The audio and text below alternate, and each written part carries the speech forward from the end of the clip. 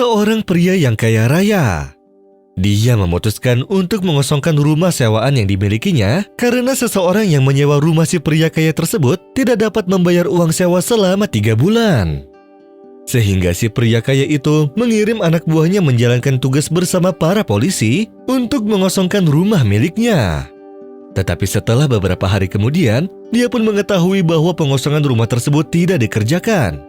Sehingga dia menjadi marah kepada anak buahnya dan oleh sebab kemarahannya, ia pun memutuskan untuk pergi sendiri mengosongkan rumah tersebut.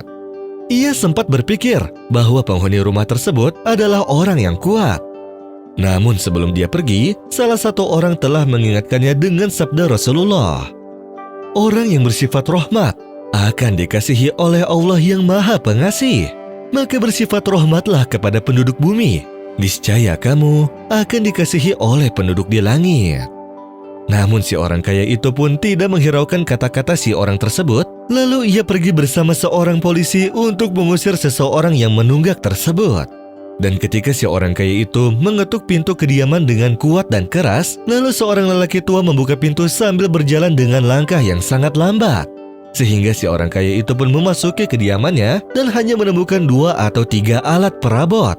Sehingga si orang kaya itu pun bertanya kepada si lelaki tua yang tinggal di perumahan tersebut. Dan si pria tua itu pun berkata kepada si orang kaya bahwa dia hanya tinggal sendirian. Ketika si orang kaya bertanya mengapa si pria tersebut tidak membayar uang sewa bulanan tepat waktu, si lelaki tua itu pun berkata kepadanya, "Penghasilanku sangatlah kecil dan sebagian besar kuhabiskan untuk biaya perawatan dan pengobatanku. Dan apa yang tersisa dari uangku, kugunakan untuk membayar biaya obat-obatan dan makanan yang kubutuhkan. Dan aku tidak memiliki tempat berteduh lagi kecuali di sini." Si orang kaya itu pun memandang lelaki tua itu. Dan untuk pertama kalinya, ia merasakan kesedihan dan simpati dengan orang lain. Kemudian ia tersenyum sambil berkata, "Siapa bilang aku datang untuk mengusirmu ke jalan? Aku datang untuk memeriksa kesehatanmu, terutama setelah kami mengetahui betapa tingginya harga obat-obatan dan makanan. Jadi kami akan membawamu sekarang ke rumah sakit untuk dirawat. Dan mulai sekarang, kau tidak akan membayar uang sewa untuk seluruh hidupmu."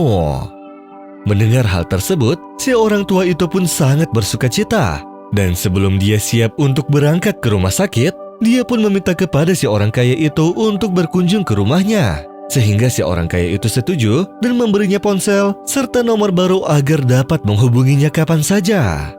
Dan setelah beberapa waktu, si pria kaya itu pun meminta sopirnya untuk pergi membawanya ke rumah sakit tempat si lelaki tua itu dirawat.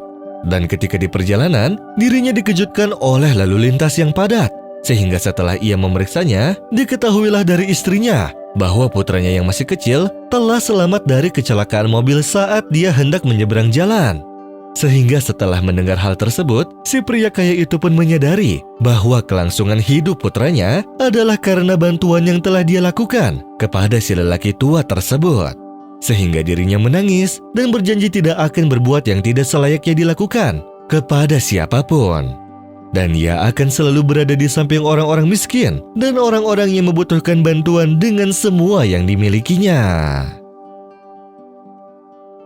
مثل الذين ينفقون أموالهم في سبيل الله كمثل حبة أنبتت 7 سنابل في كل سنبلة 100 حبة والله يضاعف لمن يشاء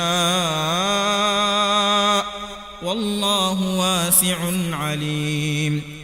الذين ينفقون أموالهم في سبيل الله ثم لا يتبعون ما أنفقوا منا ولا أذى لهم أجرهم عند ربهم ولا خوف عليهم ولا هم يحزنون